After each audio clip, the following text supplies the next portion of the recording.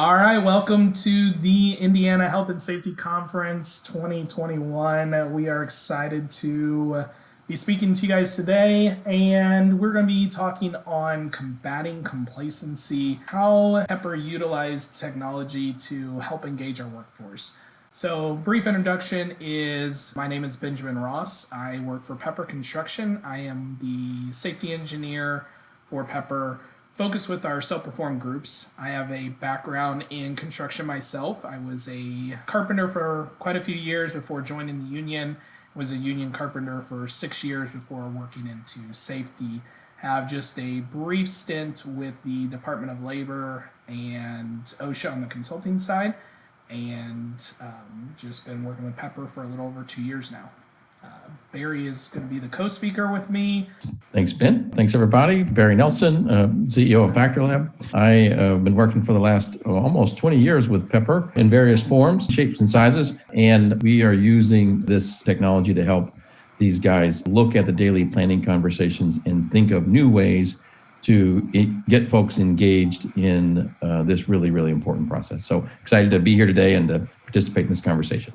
So we're going to be talking about complacency just a little bit. We recognize that kind of the goal of this is to give you guys some takeaways of our journey, and I really want to showcase Pepper's journey on this that we've been on for the last couple of years when it comes to utilizing technology and beating complacency and trying to take that next step to ensure safety in the workforce. So we've got here 3 truths and a lie, and we're going to discuss these intermittently as we go and draw a conclusion at the end to show which one is the lie. And I'm sure most of you looking at these can very clearly tell which is the lie. But it's a lie that we inherently choose to believe more times than not, and we put a lot of faith in. So I want to take you through our journey, why we were worried, why maybe would you be worried about where your safety is at in your job site. Focusing on doing safety a little bit new, a little bit different, being innovative when it comes to change in the workforce and how we see ourselves in safety especially. We recognize and realize that data is super important, especially in today's day and age. We've been utilizing it with other safety systems that we have, with other financial systems that we have within our companies. We understand that data helps us learn. Obviously, with that comes all sorts of next generation metrics that we can use, things to show us how to be better. So, where did we start? As Pepper, we understood and realized that complacency is something we constantly want to focus on in battle. And all of you understand what complacency means. We understand that it's a real thing. But what we saw as Pepper is we always were striving to not be complacent. So we looked at things like our recordable injury rate, and it was very difficult for us to ever look at that and say we're doing terrible, we need to improve. When you look at how that compares to not only our peers but the average for our industry, it wasn't a good metric to use for us. So we get into the trap of complacency, and I think Barry has some really good thoughts on exactly how this works and how this complacency affect us in our jobs, right, Barry? Yeah. Complacency is like one of these $3 words. It's kind of a fancy word. It has, lots of different meanings to it. But I think as you look at this slide, here's what we see. After doing this for 20 years, everybody's on a journey, and it's really, really hard to get to the industry average. And then, do I have to keep going? I don't know. It's really hard. It'd be a lot of work to get, to my peer group average. And then you get down lower, then you're half of the industry average. And then with each of these steps, it requires a lot of commitment. It requires a lot of money. It requires a lot of favors that you have to ask people to do. You got relationships, culture change, stuff. And what happens is that we get to a place and it becomes easy to say, well, I've done enough. I've got systems in place. I got a digital this, or I got a form that. I've done it, and I can check off the box that we're doing it, or I'm doing my audits. So I must be doing a good job because I'm doing stuff now that I wasn't doing before. And I have less accidents and injuries now than I was having before.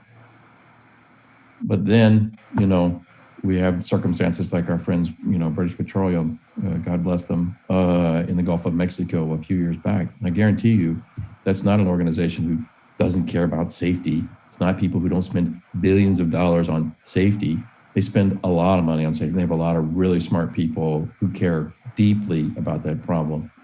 Yet, something terrible happened. So, unfortunately, in this line of work, we're never done.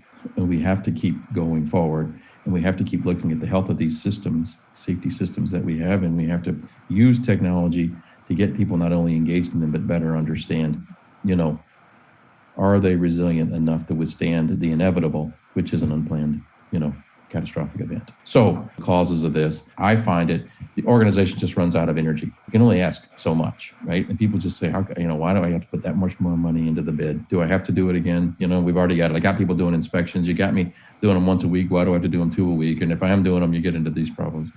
The other is, and I see this a lot, safety professionals, in order to achieve these objectives, they have to sell senior management that we're making progress. At some point, senior management starts to believe in their own press. They believe they're as good as what the safety professional is telling them that they are. Yet, we don't fill the second part of the conversation to say, well, yeah, that's good, but we're still at risk, right? So those guys start saying, gosh, do we really have to do more? And the other is, ignorance is bliss. And it's sort of I know it's cliche, but if we don't know something, if we can't see it and we can't measure it, therefore maybe we don't have to worry about it. But in the case of these daily conversations between crew leaders and those closest to the work, by not seeing them, we're missing the insights that we really need to make some decisions that we otherwise would make if we could just see it. So the consequences, the point is, if we don't do these things, we lose momentum. The good people in the organization start to sort of say, well, I did all this other stuff, but we can just kind of pencil whip this stuff and nobody really cares about it. And it's a corrosion. That corrosion in one system bleeds over into other systems. And as you all know, then one day, all the little dominoes line up, or all the little holes in the Swiss cheese, and something catastrophic happens. And then there's a great deal of self-reflection. So today is to say, no matter where you are on the journey, if you're just getting to 50%, good for you. Congratulations. There's more work to be done. You can do it. Don't lose steam. Or if you're like Ben and you're doing a great job, you've been at this a long time, you're beating the industry average, good for you. Don't give up hope. There's technology is providing us new ways to look at these problems and that are, by the way, easier, faster, and frankly, what I hope you're going to get out of this is even more enjoyable. Makes what you want to do even better. Barry, I completely agree with you, and I hope everybody understands that us at Pepper, we understood that complacency is there, and we focus on these systems, and what it is that we want to talk about is where we started on this journey was addressing the system of the morning THA process, the morning conversation, the pre-job risk assessment. There's a million names for it. We're all familiar with JHA, THA, etc. And that's where we wanted to begin. We understand that we're only as good as our weakest system. We have all these things in place, these forms and that kind of stuff, and we wanted to rise above and be better and do more. So how did Pepper get on this journey? Well, we're always trying to be better. We always want to be the forefront of innovation. We want to be constantly readdressing and understanding how people tick, what makes us choose to do the things that we're choosing to do. How is our systems? Are they actually effective? We revisit them on a regular basis, and we always want to be better and always striving to have easier, simpler systems in place. We're obviously looking for ways to keep not only ourselves engaged as managers, as safety professionals, as superintendents, foremen, but we also realize that we were kind of maybe missing a gap there and really being able to engage our workforce in everything that we always talk about all the time. And that led to that desire that we've always had to better connect with our tradesmen, the ones actually performing the work, the ones that we put most of our time and effort into, just maybe not in a very personal way. So we really want to focus on the people that we're working with and make sure that maintained our focus. So we wanted to take this daily safety planning and reframe it, reset it, figure out where we can improve upon it. And what we saw is the paper way that we were doing it was semi-effective, but just not as good as what we'd hoped. The only time we rarely looked at them was going backwards to look at something after something might happen. There was no instant data in our hands that we could get our hands on to understand whether, half the time, whether the THA was even being accomplished. Only the superintendent on the job site maybe saw that. And what we end up seeing out on the job site is something like this video. What we end up seeing with all those systems that we thought we fixed is still what I like to refer to as the sign and go. The guy's filling out the check boxes and doing everything that he's supposed to do, and everybody that's supposed to be participating in that instead was regulated. And again, I had the same experience when I was in the field. Not everywhere, but still quite a few places where the THA was filled out by somebody, and we just, hurry up, go sign that. That you have to sign this piece of paper before you go to work. Well, what's on it? It doesn't matter what's on it. Go sign it. Make sure you sign it every day. It's important that you sign it, and then we're going to go to work. Is that effective? Hardly, and we understand that. I want to build on what you're saying. Yep. This is a common thing. Historically, what happened was we used 100 years ago, like, I don't know, 10 years ago, all we had was a piece of paper, right? And we needed it. We wanted people to have a good daily conversation between the crew leader and those closest to the work. And we said, okay, let's make a piece of paper and we'll give it to them and we'll give them some boxes, and you fill out these boxes, and then I'll know that you were having a good conversation between the crew leader and those closest to the work, and that would be great. It was a good idea. And we did it on a piece of paper. And then we said, okay, to check that, what I'm going to do is I'm going to have a guy come around and he's going to read those once in a while. We forgot about the fact that he doesn't have time to do that. And we did the fact that nobody wants to write it all out and they can't read it and it's in the rain and all that. But that was sort of the belief system. And then technology comes along and says, oh, goodness, we will fix this problem because we're going to make us an electronic version of this thing. And so we'll have now an electronic thing that does paper. That'll be better. No, still got the same old problem, right? The problem is I just have an electronic version of what I had before, and that was flawed because the logic was flawed. Emphasis was on what the guy wrote down, not the emphasis on what kind of conversation did these people actually have. Yeah, no, that you're exactly right. And honestly, I again was part of this, and I think we'll see here in this video where you have somebody having to instead do their best to share the information with a group of peers, and whether it's really effective or not, I think we can see that maybe it's not so much. Found on chemicals and products that the company purchases. This should be the only label you see after December 1st, 2015. The elements that you will find required on all labels include pictograms, product identifier, signal word, hazard statement, precautionary statement, first aid statement, and supplier information. You may review the example label provided below for a better understanding of what the new labels will look like. Remember, until December 1st, 2015, you may still find products with the old labeling system in place. It is important that you know how to read and, more importantly, understand what the label is telling you. It's maybe the low guy on the totem pole, the new guy, the first-year apprentice, whatever the case may be. Somehow somebody gets elected to stand up and try to share some information that is being received maybe acceptably, maybe not. I think there's a group of people out there that are saying, what's wrong with reading to people in the morning? It's going to put me to sleep, probably. One, that's right. Because I'm not engaged very well in the morning to listen. That's right. So that's the first thing that comes to my head.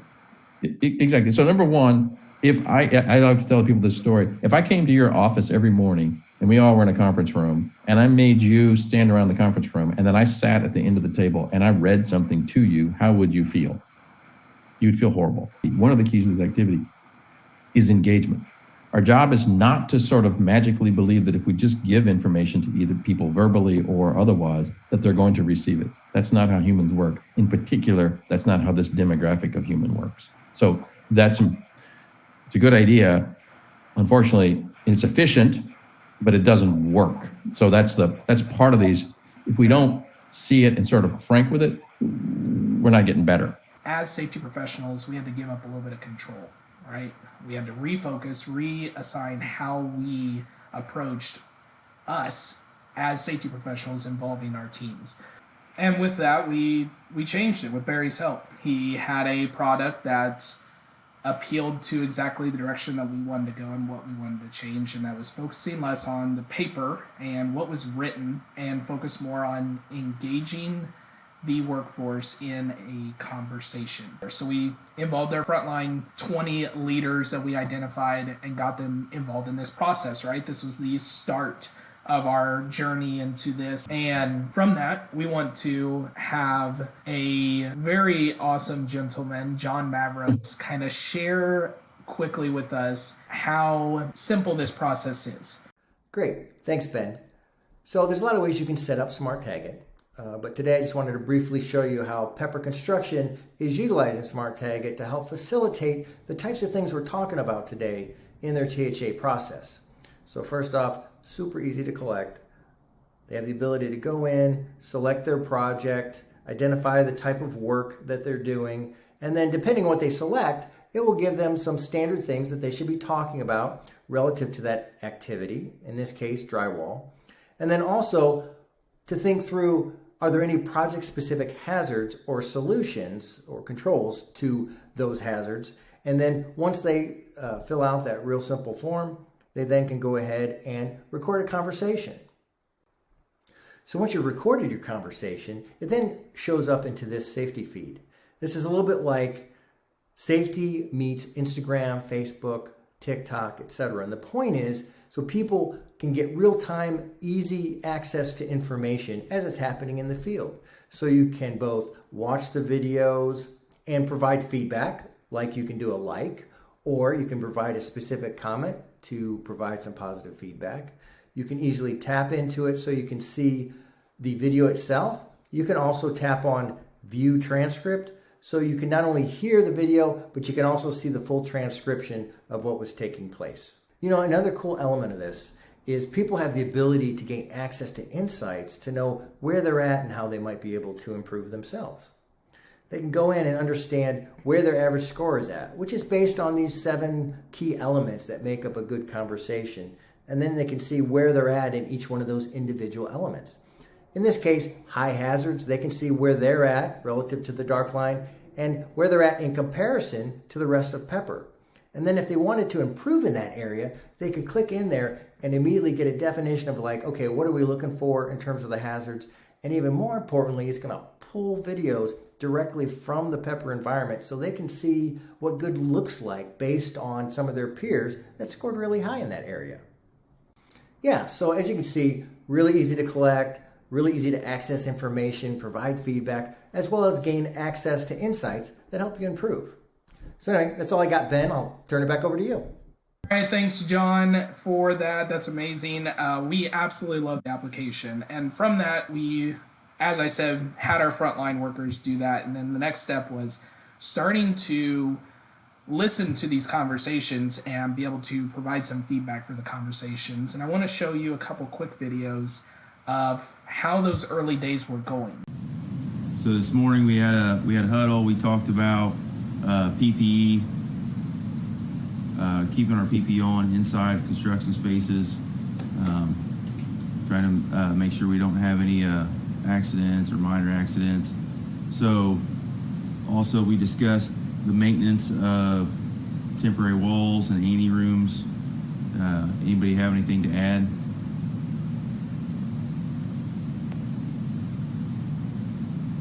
Chirp, creak, creak. Nope. Okay. The crickets crack me up every single time with that one. And unfortunately, that's what we were getting into is we had some really good, strong frontline leaders, right? And you could hear them talk about some things that were very important. And it felt good, even from my perspective as a safety professional, listening to my foreman on the site talk through a few key points. I'm like, awesome. And then I see still that we're missing something. Why do you think that those guys, in retrospect, why were they doing what they were doing? Right? They were obviously on video. They obviously wanted to do a good job. They were obviously part of a good culture. But why were they doing that? I think honestly, from our experience, nobody knew to do different. It's what they've always been doing, and there wasn't anything to guide them or help them understand what what we should do, what we wanted them to do, what they actually wanted to do without realizing they wanted to do it. It just didn't feel like that was acceptable to do, and that was engage in a conversation. So we improved that process, right? And you'll see a next step. We've got Joe McVeigh here. He's going to be working on anteroom doors on the first floor and the lower level, just touching them up, getting sweeps installed, making sure all the everything closes nicely and seals up tight, negative air maintained. Joe, can you think of anything outside of what we discussed that might pertain to? We want to make sure we're wearing all our PPE, keeping our doorways, egress open, clear of debris, and want to make sure that we're being safe today and keeping our area clean. Excellent, excellent. Yeah, really nothing too serious about this one. Just make sure you got your gloves and your PPE on, safety glasses, gloves. You might be prying and, cutting with snips and dealing with some sharp edges. So have a good, safe work day. Thanks. Like it a lot better. I'm sure those of you listening in on this, you can start to see the direction we were wanting to go, right? You start to see some actual conversation happening. Now, how do we improve on it? What is that, And Barry, what's your thoughts on how that progressed at that point, where we were at that point, and where we had to go? I'll ask you a question. What did you do differently between the first video and the second video? Did you talk to those guys? Did you coach them? Did you give them any feedback? I think there was coaching, and that's the uniqueness to this whole process, right? Is that us as safety professionals, we were able to kind of change our role and how we always were a part of doing this. Well, and I think it's a very important part that you make relative to giving up control. We've traditionally thought of this, to get better at this activity, I've got to make a PowerPoint deck, and then I've got to go and I got to tell these people what they're supposed to do and what they're not supposed to do. I got news. They don't want to see the PowerPoint deck. And even if you did give them the PowerPoint deck, they're not going to understand the PowerPoint deck. They are fully capable of watching a video with you or without you and going, that's awkward. That doesn't look like what I'm supposed to do. They are also full, if you create the environment that says it's safe, they will try stuff. And so what I see in this second video and the chronology of it, the guys talking about the work and they're practicing asking questions. The reason they have to practice asking questions is because they've never asked questions. The whole idea in the past was people were reading stuff to them or they were just lining and signing. So they're learning, how do I participate in my world with my language in this environment and get this done? And so it's a natural evolution. And what that changes, to your point, I think where you're going next, that provides space for the safety professional to do more of what he wants to do, which is to coach and guide and encourage and recognize and get out of the business of nagging and begging for pieces of paper or going around and reading something that has no context. And we don't know whether they learned it or not. And so that's where you begin to get a little positive engagement in them taking control of the process as opposed to you being in control of the process. And honestly, I'd really like to hear from Justin Humphries and get his viewpoint on this. Justin is our safety manager for Pepper Construction. He's been with Pepper for 11 years now. And he can share with us kind of his viewpoints on how our role changed. So Justin, can you share a few pointers with us? All right. Thanks, Ben. I think the biggest thing we've learned from utilizing the SmartTagIt app is that we've never had the opportunity to coach the conversations. We've written THAs, we've taught people how to write THAs, and it's just not what these guys are comfortable with. So when we can just get a video of the conversation with the individuals doing the work and the supervisors talking to them and talking through the work, just the conversation is just so much good knowledge that these guys have. We worry less about the knowledge these guys have when they're doing the work, when we hear them talking about it. We always worried as safety professionals, are these people trained? They're trained.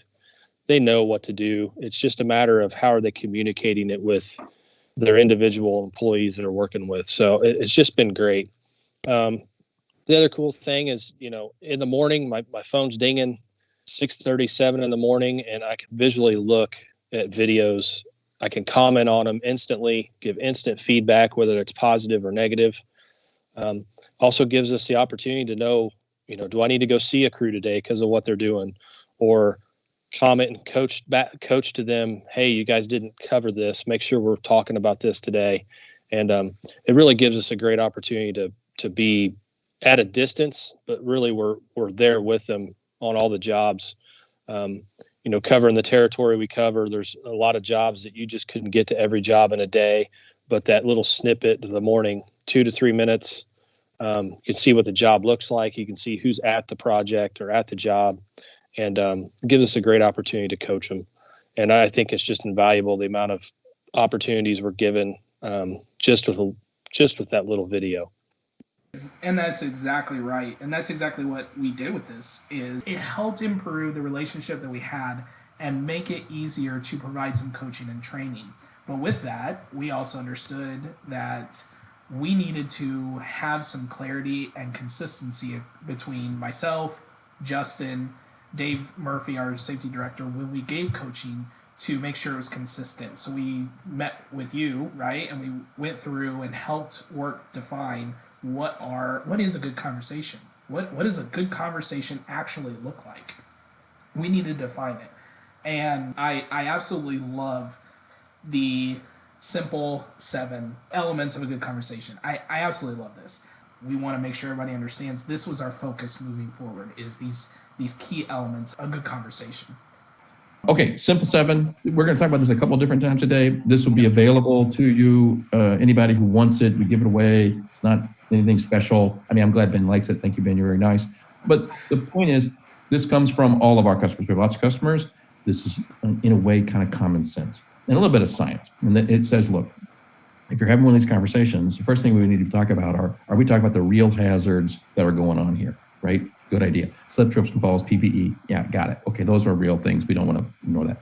But are we really talking about the high hazards, right? Are we talking about the stuff that's going to kill us? SIFs, serious injury fatalities, these things. So, yeah, fall on, struck by. So, yeah, is that part of the conversation?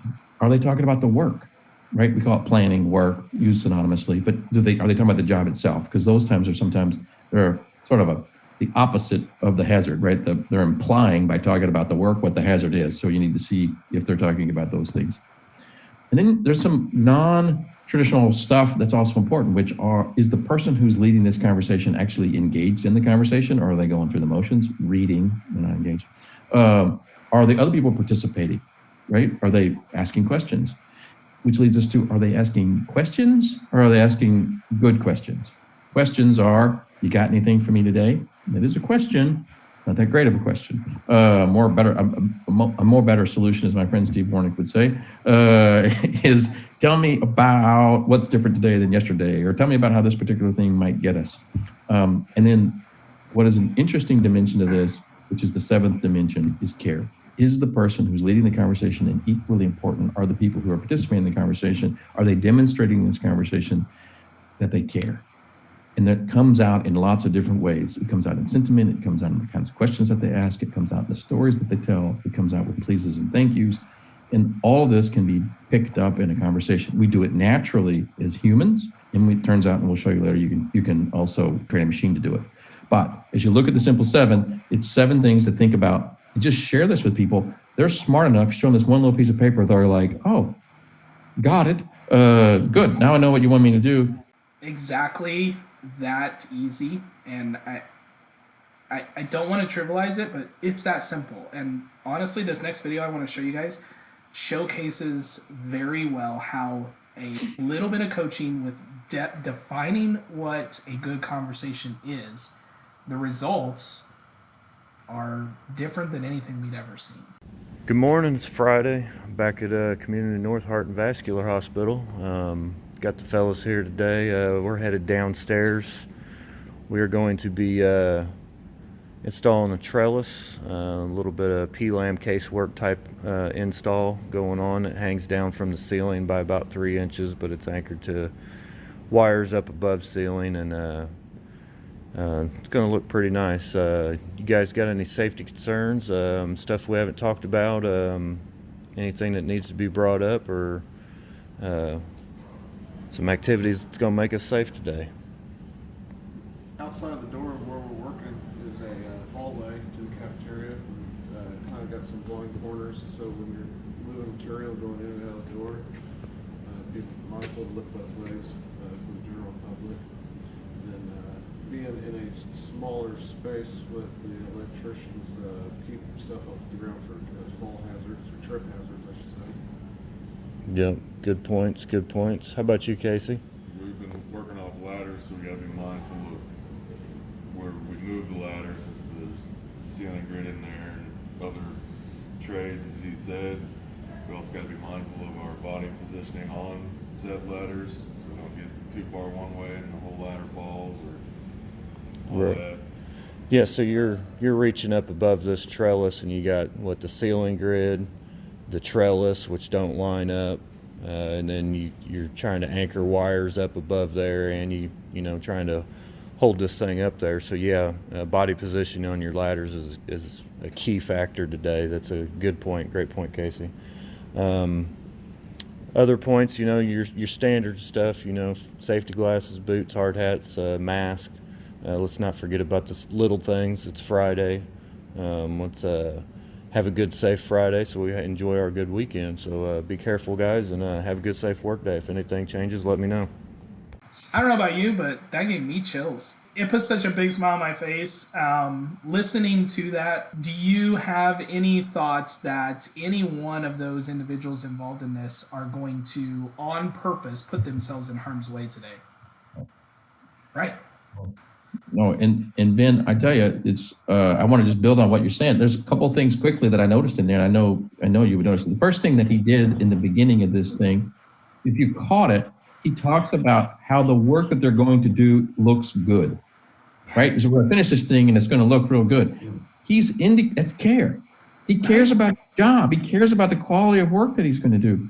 Yeah. The other parts that I love about it is he's interacting with them. He's giving them a voice. They know they have to participate. They're choosing to participate, and they're participating in a thoughtful way. It's not some random wear my PPE today kind of a thing. And then he addresses them by name, right? So he addresses them by name because A, he knows their name, and B, it's a courtesy. When you talk to someone, you say their name. So that's nice, usually not in a weird way, but you say it because that's how normal people say stuff when they're not being weird. So you see very quickly, this is how a thought, and then by the way, at the end of it, I loved it. He says, hey, it's Friday. Gosh, paying attention. I want you to have a safe weekend. He cares. Those people care. That is what a good leader does in their own style. So it's fantastic. It's phenomenal. And they did it. It's not prescribed from a safety professional. It's not out of some stupid PowerPoint deck. Not some consultant taught them how to do it. It's what leaders do naturally, and it is a reinforcement of the culture and values of Pepper. You should be very proud of that. And I don't know who that is. That guy? It is. No. Is that guy the same guy that we saw earlier? It is with so the second video we watched where there was a little improvement in the conversation where there was one individual that did share some thoughts. The foreman that was leading that is also the foreman in this. And again, even early on, he's easily recognized in our company as one of the leading foremen, a leader when it comes to innovation, using technology, all those things. He's what every company hopes for, honestly, when it comes to saying, hey, if we have something that we want to try, who's going to be the most willing? It's Ray McGee, right? And he is always engaged and always caring about the people around him. But it's still awesome to see the improvement. And honestly, it leads in perfectly to what we wanted to focus on after that, right? Is we defined a good conversation. Well, how do we help Ray improve? He's already doing fantastic. I have a hard time helping Ray improve at this point, right?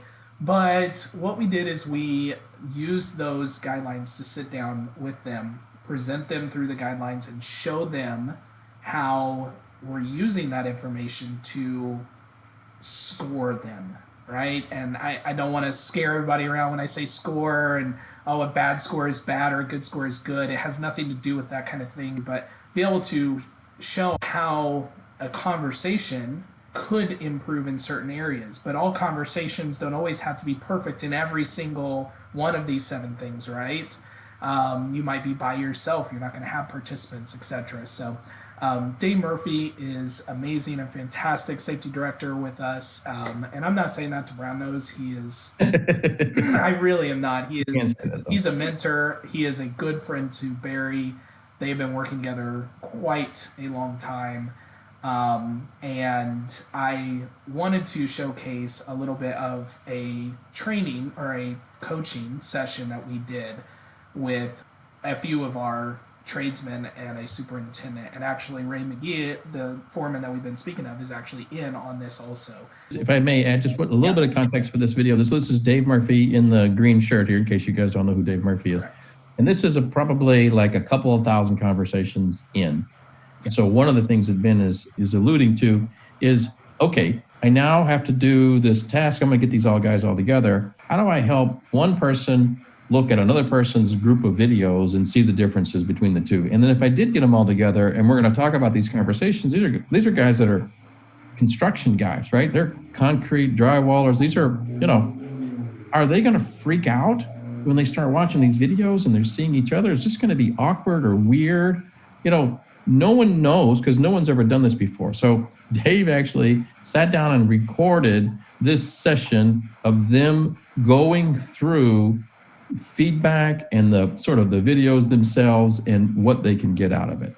So what we want to do is just share with you a little bit about yourselves and show you what we can measure and how you can use that for self-improvement. I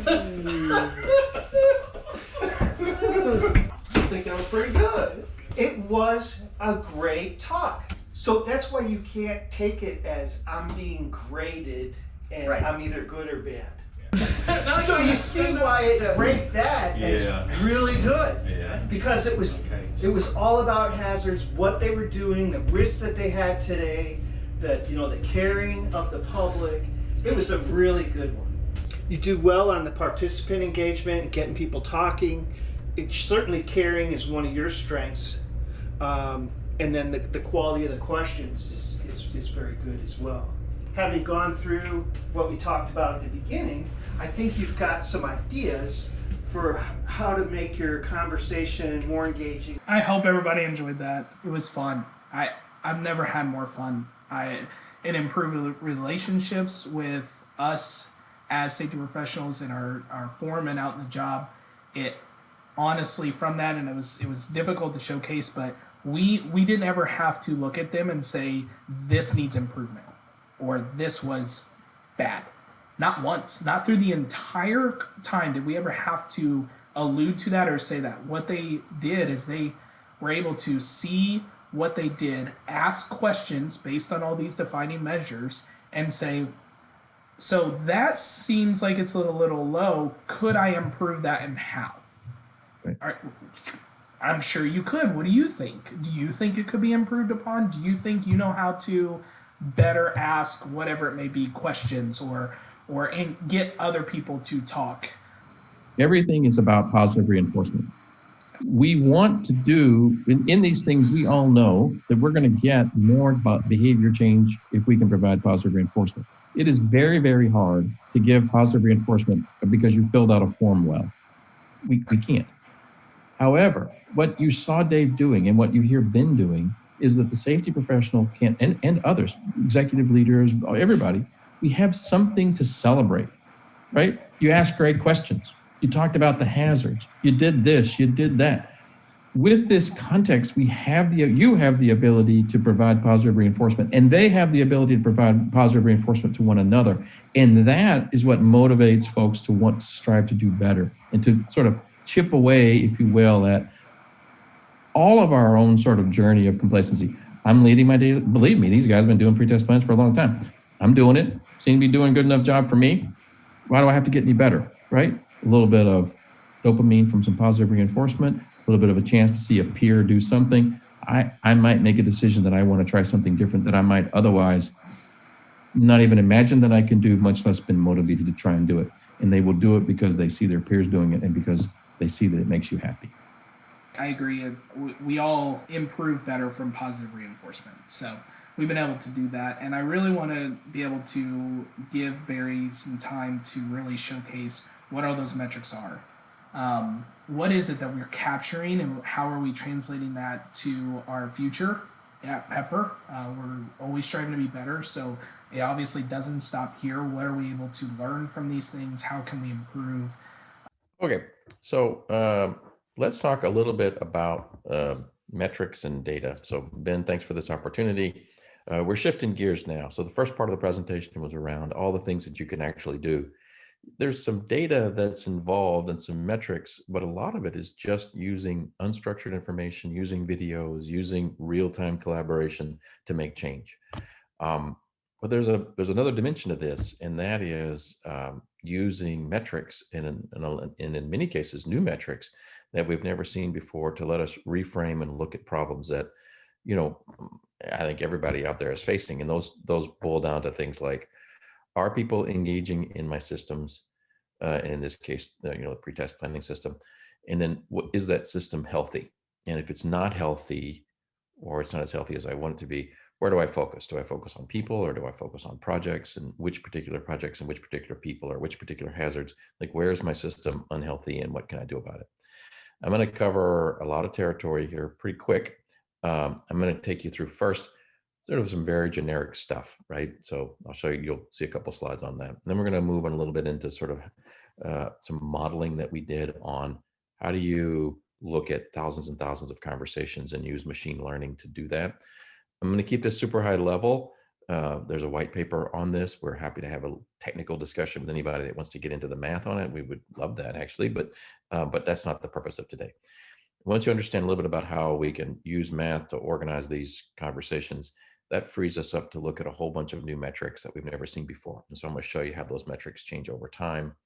And I'm also going to show you a little bit about how you can use that same math from a kind of a benchmarking point of view of what does the world look like. And then I'm going to show you finally two last things. One is, hey, answers a question that I didn't know, even a few months ago, which is there a correlation between good conversations and good hazard recognition? I'll leave that as a little surprise for you. And then finally, the punchline of the whole thing, which I think everybody wants to know, which is, in our hearts, we know this. It's been very difficult to prove, but is there a relationship between accidents and injuries and the quality of conversations between crew leaders and those closest to the work? And we're going to show you, our progress on that. All right, so let me jump into this. First is long-term engagement. I'm very proud of what the work that Ben and his team, Dave and Justin and others, and the leadership there have done at Pepper. They have collected over 7,000 of these conversations. And you can see the little chart goes up to the right. And so that's great. A matter of fact, I think I looked at the chart here. It's like almost 9,000 conversations.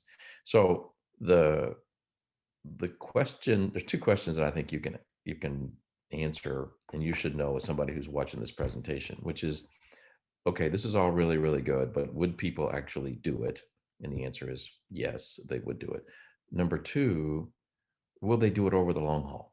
Is it something like people just kind of do and then they stop doing it? And the answer to that is, it is a good long-term solution. If you implement it the way that these guys are doing it, which most of our customers do, it is very sustainable and it picks up momentum over time. So this is not this concept that he's talking about in terms of addressing this problem is not like a lot of things we've done in the past where you have to fight to get people to participate. It's a real opportunity to get people to participate in a system that's broken. And by their participation in it, not only do you fix the system, you get all those other benefits that Ben mentioned earlier in the presentation. There's another byproduct of this before you get to the fancy math, and that is fancy math. That's looking at these videos. And so again, I should update this slide. He's got 9,000 of them now, not 7,000. Pepper has curated 7,000 snippets of conversations between crew leaders and those closest to the work. And these are their own internally produced training opportunities. You can use them to train people on what they did well. You can use them to understand what a best practice looks like. You can understand like what does good leadership look like. The possibilities are limitless.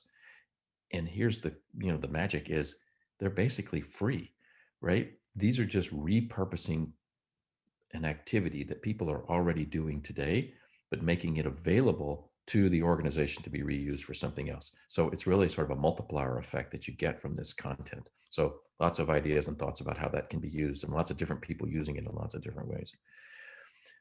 Now, you can also do something that I think a lot of you are going to be familiar with or conceptually familiar with and want to do. Everybody I know loves this feature. And it's basically, they say, Barry, count stuff up for me. So take all those 9,000 conversations, take all of the language that's used in them, take all of the words that are written in those pre-test plans, and then add up all that unstructured information and show me some sort of comparison.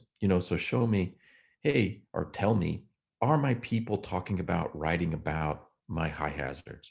Are my people, are we doing a better job of talking about caught in betweens today than we were yesterday? And so you can do that now with this information. And so this chart just shows, and it's an interesting example, just coincidental, the Pepper, not only they've been on this 2-year journey, they continue to get better at the journey over time. And it's showing that the number of times people mention the fatal four, struck by, falls, electrical, caught in between, has actually increased the last 3 months over the previous 3 months. So it shows, unrelated necessarily to the pretest plan activity itself, but related to, is the organization aware of and talking and writing and describing these high hazards that they care about? And what's interesting about this is I see more and more people, Pepper included, moving away from just looking at high hazards and beginning to look at other topics that come up in these conversations that are interesting. Planning, care, you can look at anything to see, hey, look, are the things that we hope are being talked about actually being talked about in these conversations? All right. Now, this is interesting. I think you're going to like it. This is requires like a whole presentation in of itself, but I'm going to take you into where the world is going and what we're doing. This slide is an amalgamation of 7,000, probably again like 9,000 conversations. Okay. So what we did is we spent 2 years, 3 PhDs, the University of New York in Buffalo. And so we have all this, again, for all those of you who really want to get into the math, we would happily, welcome the conversation. We built a series of mathematical models that allow us to gauge, if you look here, care, hazard, observer engagement, planning, participant engagement, question quality, and real hazards. Are those things happening in these conversations?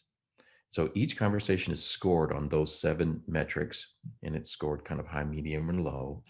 And then that's mapped back to a human who would have trained the model to say, an expert at Pepper, who would have said, yep, that's high hazard, that's low hazards. And we build a model, and when the model gets 80% accurate, then we say that it's accurate. And the model then scores each conversation. And then what it does is it clusters all the conversations that look similar to each other. So if you see the little green section, those all look similar to each other. And the orange section, those all look similar to each other. And just because we don't have, enough time, but I'll give you a little bit of a hint here. The green are all the ideal conversations. Those are the people who do the best on each one of the criteria, or the conversations that score the highest in each of those 7 categories. The orange are more or less the opposite. So what they have organized is saying sort of, here's my good ones, here's the ones that might be struggling, and then here's ones that are not necessarily good or bad, but they're just different, right? And so if you look at the yellow and you look at the purple, what you're going to see are groups of conversations where they're dominated by people only asking questions, or they're dominated by people who don't really ask any questions at all or get anybody engaged in the conversation. And so what's interesting about this is this becomes now less about an individual conversation and more about a collection of conversations in an organization. And I would argue this is really a visualization of the culture of Pepper, right? It shows where they are relative to those frontline leaders having conversations with those closest to the work? And are they showing care? Are they talking about hazards? Are they truly sort of, where are they at on their safety journey? Some of those guys were really, really good. How many people are sort of struggling? And then how many people, maybe have a different perception of what Pepper really wants? And then they can sort of deal with that at an operational level. Okay, so next question you might ask is, well, do two organizations look the same? And what you're going to see, or what you will see, we have this for all of our customers that use this, and there's dozens of customers who do this now. You're going to see some patterns that are similar, and you're going to see some patterns that are unique. If you look at this guy on the left, you'll notice they look very similar to this guy on the right, but the guy on the right, there's a lot more gap, right, between the dots, right? Which means that there's not as much concentration. You'll also notice that this concentration is sort of almost spreading back here as opposed to coming in here. And I'll show you something that's more refined on this in a minute. One of the things that you're going to notice, or that you wouldn't know from here, this particular culture outperforms this particular culture relative to accidents and injuries. There are significant differences in both the EMR and in the recordable incident rate of the culture on the left versus the culture on the right. Doesn't mean one is good or bad. It just is an interesting coincidence that you can begin to see in the sort of distribution and the scoring of these conversations, and also a difference in accidents and injuries. Now, as I mentioned earlier, kind of switching gears now, one of the things that I think if you're Pepper, and I think everybody else out there would want to know is, well, okay, that shows me a place and time of where all my conversations are, Barry, but can I see those conversations evolve over time? And what of those 7 things goes up, and which of those 7 things go down or sideways or whatever? And I'm going to show you a couple that go up, and then I'm going to show you one that doesn't go up, and then we'll talk a little bit about that for a second. So this is nice to see. Again, what we would hope to see, and we see this typically in most organizations. By the way, there's an interesting statistics: 62%, 63%, something like this, of all people who do 12 or more conversations on an individual level will show an increase in their overall conversation score. So what it says is most people, just by participating in this and without any necessarily correlation back to coaching, just participating in this and watching their peers, about 2/3 of the people are going to get better. There's another conversation about the third that don't, and that's an interesting topic too. So, but anyway, what we're seeing here with Pepper is what we would hope to see, right? An increase in the scores over time. Another thing that you see here that is interesting is an increase in the scoring relative just to high hazards. And so this is really, really interesting because, again, you've got a mature culture, you got very sophisticated people, you've seen in the videos, these people know what to talk about. What you're seeing now is, as they are getting coached and as they are talking about these, the frequency at which they talk about high hazards, stuff that could lead to a serious injury or fatality, those are actually going up over time, and they're going up steadily over time, over a, like over a 2-year period. So that's great. Same thing with work, which I'm always happy to see. This concept, which again is worth reviewing again quickly, planning and work I use synonymously. It's in these conversations are the men and women talking about the work that actually needs to get done. And the reason that is important is because sometimes when we talk in our language, we don't just talk about hazards in the context of a hazard, we talk about hazards in the context of work itself. So for example, I'm going to say, I'm going to be working near a ledge today, and I need to be careful, or I'm working, I'm working on the 20th floor today, and it's windy. So I'm not necessarily specifically talking about a hazard per se. I'm talking about the work itself and where I am, and that implies a hazard. Okay. And then this is care. And I found this one interesting. I would have expected this to go up for Pepper, but it didn't. And it's very flat and quite consistent. And what I believe this really sort of tells me that I would not have guessed is that Pepper's culture was mature, is mature, and is steady. They have a great culture. this system didn't really sort of impact their culture per se. It was already mature. What it did was help them get better at planning and high hazards and a number of other things. And it reinforces that their culture is steady, right? And it's healthy. And by the way, this is an interesting benchmark. This is what a good culture looks like. All right. I'm going to switch gears here for 1 second and do one slide or 2 slides on some interesting benchmarking stuff that you might think of. This is not a Pepper necessarily thing. This is looking at all of our conversations. This looks at, I think, like 20,000 different conversations. So this picture is the frequency at which these hazards and safety SIF precursors are mentioned in conversations across hundreds and hundreds of people in tens of thousands of conversations. As far as I know, this is the only benchmark like this that actually exists. And that's, whatever, nice trivia. But what you care about is it shows proportionally what do people talk about in these conversations. And if you have a benchmark like this for your own organization, you can decide whether it's good or bad. And you can also decide whether or not people are talking about the things that you want them to be talking about at the level you want them to be talking about. And if we don't have that today, we don't have a way to know what, if you don't know what good or bad is, well, you can't say, I want people to focus on this or that. And remember, all these things here in this chart are really a reflection of all the other safety systems coming together. So this is a reflection of your training and your coaching and your conversations and all the stuff, the outside consultants, all the other stuff. In the end, does it come out of the mouths of the frontline leaders as they talk to those closest to the work or not? And if it is, great. If it isn't, then you got to look back at those other safety systems and say, wow, maybe the stuff I'm doing with struck by is not giving me what I want. And then you can work on it. But this has been the first time I think you can see it. The other thing that I'll point out here that I think is really interesting is we're now moving. We started out with sort of hazards, as you would imagine, and now more and more customers are moving to SIF precursors, serious injuries and fatalities, and the things that lead to them.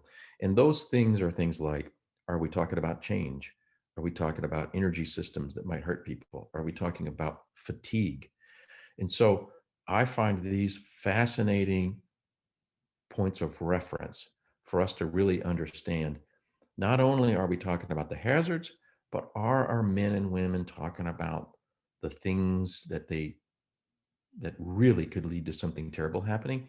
And are those coming up in the conversations? By the way, distracted driving is way over here. And we all know distracted driving is a difficult problem, but also, unfortunately, a serious risk for a lot of organizations, even organizations that have good systems. I'm just going to flash this slide up here very quickly. I think this is an interesting one. It goes back to some research that was done by Dr. Matt Hollowell and others. He referenced another gentleman. I'm sorry, I can't remember his name right now in his work. But the bottom line is, what's interesting about this picture is we did an analysis and where we looked at good observers and bad observers. And again, we can have a conversation about that. We did some math to determine it. So it was sort of an objective analysis. And it's not to imply they're good or bad. It's just to sort of distinguish between two groups of observers. And what you see is even when you separate them out and you say, I got 500 people over here and I got 500 people over here, and these people do a good job with these conversations and these people do, less of a good job with these conversations. Proportionally, they talk about hazards in a very similar way. And I think that's really interesting. And I would have never guessed it, frankly, until I saw the data and then I saw Matt's work. But this is really fascinating because I think it begs an interesting question for us as an industry, which is, why is that? Is it because those are the real hazards? Or is it because we have inadvertently programmed people to talk about these things over forever, over decades, right? And so people are blurting out a bunch of words rotely, as opposed to necessarily talking about the real hazards.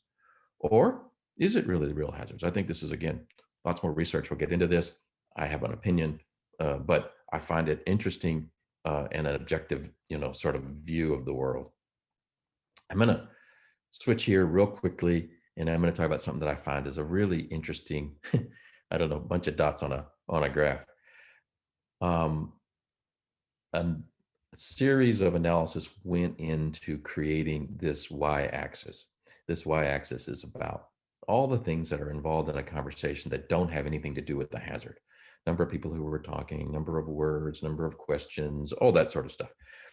The x-axis, the stuff on the bottom, these are all of the different hazards and SIF precursors, and looking at the frequency at which those are mentioned in a conversation. So we did a little sort of math to come up with, you know, uh, a single dot for those two things. And when you plot them, my hope would have been that if you got better at hazards, you'd get better at conversations, or if you got better at conversations, you'd get better at hazards. And what you see here is that's just not the case. So this is a picture of 500 odd people. And when you look at this picture, it's just a big blob. And it says, just because you get better at one of these things does not necessarily mean you're going to get better at the other dimension, which I find fascinating. Now, what we can do with that, though, is really interesting. Because if you just put a grid on here, you can divide this up into quadrants. And now if you look at these people, right? Remember, these are individuals. You could say, this is my great group. They do a great job with both hazards and in their conversations. If you want to easily, this is my most challenged group, right? They're the people who, you know, this guy over here, he's the worst at both hazards and conversations. I'm going to focus on one guy. I'm going to focus on this guy. And then if you look at it this way, you could say, these guys are great at hazards. This guy's rocking it on the hazard front. And he's kind of approaching it on the conversation front, but he's got some, you know, he's got some room for improvement. This guy, again, you can draw, you can look at the map all day, right? And then these guys are doing a good job with conversations, but for some reason, they don't talk about hazards at the same rate as these guys. And this could be training, it could be whatever. But the summary of this chart is each of these dots or quadrants need something different. These people need to understand probably, why am I doing this and what's the purpose? And so there's a whole conversation on hazard, you know, pretest planning itself. These people need reward and recognition and be an example for others, right? They need positive reinforcement and, you know, probably a little bit of coaching. These folks are doing a good job with hazards, probably, but they just don't get the whole part about this is supposed to be a conversation. And then these guys are doing really great with conversations, but for some reason you got to figure out, like, why are they not talking about the hazards? I mean, are they just, I don't know what they're talking about, but they're not talking about the hazards at the rate that you might hope that they would. So it becomes very actionable information, even though it doesn't magically just sort of fit up with the perfect picture that I would like it to fit into. All right, this is the this is the slide that some of you, I'm certain, who've been made it this far in this presentation have been thinking about, which is like, okay, well, Barry, you told me all a bunch of stuff. You give me a bunch of ways to act on the data. That's all good. You show me a beautiful cluster chart that makes my head hurt. But is there a relationship between conversations and incidents? And it's a tricky question. And again, for all you math nerds out there, you'll know why it's a tricky question. And we don't trivialize this question. So we did a very in-depth analysis over a couple of year period to look at 100 different projects, 3,000 conversations, hundreds of incidents, minor and major. And we said, look, can you come up with some way to sort of organize these? And I give you my qualifier. This is not a prediction. What it is I'd like to think of it more as an organization, a star rating, if you will.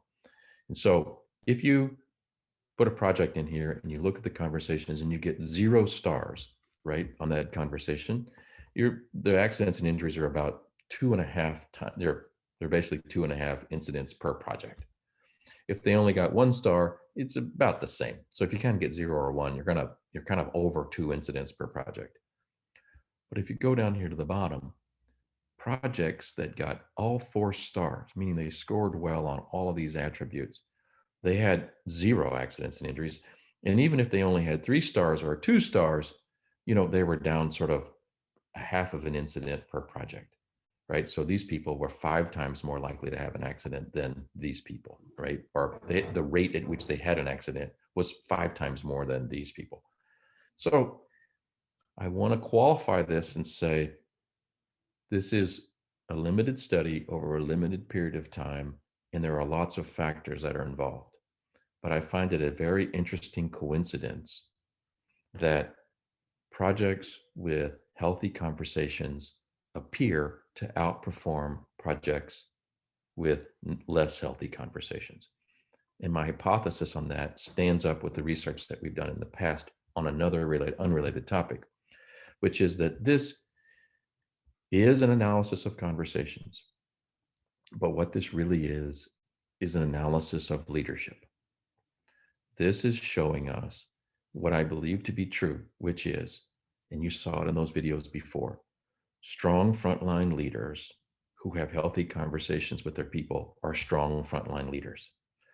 And those people do other things beyond just this conversation, which ultimately reduce accidents and injuries. So by understanding the quality of the conversation, it is a way to understand the health of our leaders. And there are lots of things that can be done to cultivate and develop healthier leaders. And as you do those things, you will see it is again in the in the macro sense of you are likely to see less accidents and injuries. And that's because those people do focus on hazards, they provide resources, they do better planning, they have better conversations, they do lots of things. So this is the evidence that we have to support that. I hope you find it interesting. We welcome conversations about these metrics, and we hope to see some of your conversations and get your input on how this interesting evolution in metrics and reducing complacency in these critical systems can help reduce either the frequency of serious injuries and fatalities or reduce the impact of those. Thank you. Thanks, Barry. Also, just kind of want to make the correlation yet again. We are well into our journey on fixing this and changing our process, right? So it can seem overwhelming, it can seem daunting, and you might be asking yourself, this is great, but how in the world am I supposed to actually get started in this journey, on this direction? And what we wanted to kind of give you was a few takeaways of how we got started and what's a good process. And really, this clearly defines it and gives you the model to kind of work with that worked for us at least. And it's going to be a little bit different for you, but these are good bases to work from. Basically, at first, just make a decision that you're going to focus on the conversations and you're going to get better at these conversations. And by doing that, you need to implement it with just a couple people. Don't start with a whole bunch. Then, as you see, have the safety team model examples and provide coaching. This is, again, us going back to defining the conversation and working with our individuals. Where do we want to even go with this? What is our goals? They might be different than the goals that we at Pepper had. So working towards that and having help and understanding, working with a good team, getting the right people involved in the process, really engaging your senior leadership is key. No matter what, just about every single company has senior leadership that truly does care. Ultimately, the bottom line is good conversations lead to the potential of people being more engaged, better productivity, safer. Then as you get this process right, repeat it. Keep improving upon it. Add more people. Pull more people in. Get more people involved. And you will start on that journey. We do want to show you again the simple 7 elements briefly. We're going to provide this to you as a handout. Going back to the 3 truths and a lie, as I'm sure just about everybody listening was aware, just simple compliance doesn't necessarily keep you safe. We all have our rules and regs, we have our forms, we have our systems that are in place, and we can do the bare minimum and think we're doing great, but it doesn't always translate to actual safety and actually not having injuries of any sort. Thanks, Ben. Just want to say thanks for the opportunity to do this. We're so grateful for you, Ben, and for Dave and Justin and everybody on the Pepper team. This is incredible customer to work with. So thank you so much for that. I do encourage people to take advantage of the download Simple 7, download the white paper if you want to nerd out on where this math comes from. But it's a really interesting piece. It's on sort of links together about how the math is done and our work with the university, and also other thought leaders, McKinsey and Scott Geller and all the great thinkers that have, we're really standing on their shoulders that reinforce everything Ben's been trying to say today, which is, the journey's never done. Don't get complacent. Look closely at the conversation between the crew leader and the closest to the work. It's a key to getting jobs done. key to keeping people around. It's certainly key to not, having less unplanned, unexpected, and catastrophic events in the workplace. So thanks again. Thank you for being on this journey with us, listening to our story. We are sad that we didn't get to see you all in person, but we hope everybody's being safe and healthy. And we look forward to next year getting together with all of you. Here's our contact information. Please reach out. If you have questions or concerns, we'd love to hear from you. We'd love to have some feedback. And as always, let's everybody be safe out there.